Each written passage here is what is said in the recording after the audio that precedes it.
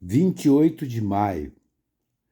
Comunicação enganosa de massa.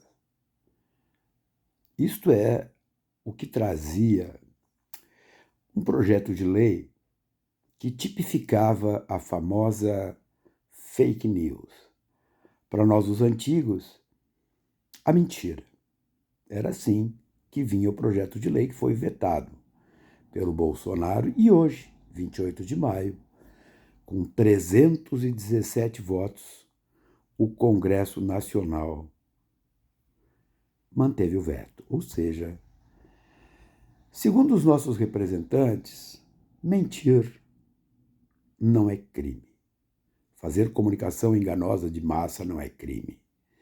Ver coisas que aconteceram aqui no Rio Grande do Sul com gente de mau caráter, que agiu contra o povo do Rio Grande do Sul, propagando mentiras, prejudicando as atividades de salvamento, não é crime. Disse o Congresso Nacional que não é crime. Nós estamos aqui passando pelo que estamos passando e o mundo continua. A guerra em Gaza continua. Ontem foram mortas 45 pessoas que estavam em refúgio. Netanyahu disse que foi um acidente. 45 pessoas morreram. Na Ucrânia, a guerra segue bombando. Espanha formalizou hoje o reconhecimento do Estado palestino. O mundo segue, o mundo continua, nós com as nossas tragédias, lambendo as nossas feridas.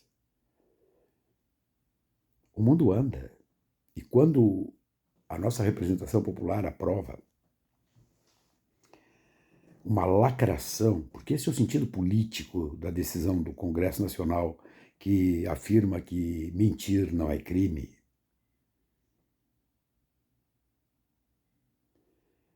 A pergunta que fica é um negócio interessante: que mundo nós queremos? Para onde nós vamos? Como é que as coisas se constroem desse jeito?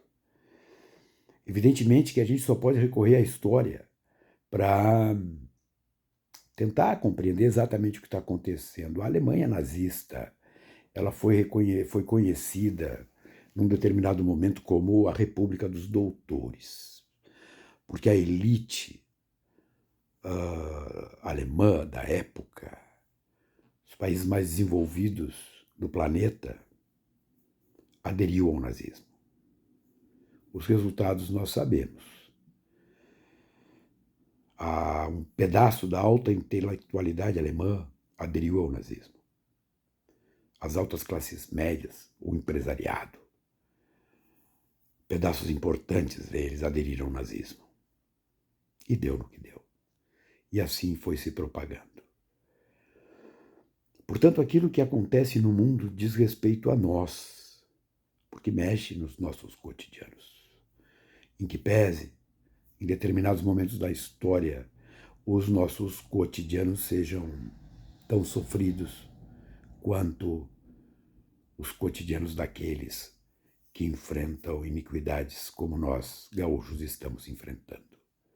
Nós por conta de um desastre natural, outros povos por conta de desastres naturais, considerando ser o homem produto da natureza. Mas só o homem faz o que faz, porque quer fazer.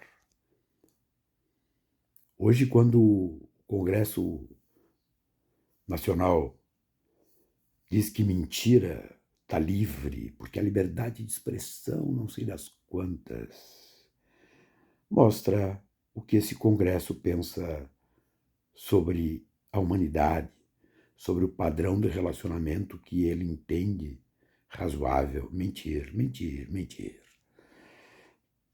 Mentir passa a fazer parte da regra do jogo. Isto é correto? Tenho para mim que não. Por que tenho para mim que não? Porque eu tenho esperanças num mundo um pouco menos podre.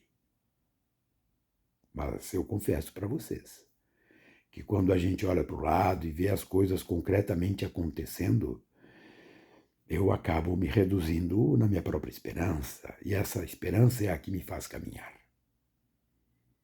Se ali na frente vou ser vencedor, vencedor do ponto de vista do humanismo, ou seja, todos temos os direitos assegurados no sentido de sermos felizes, de vivermos harmonicamente, de não sermos lacrados, de não sermos vítimas da mentira planejada, desejada e difundida especialmente por intermédio das redes sociais.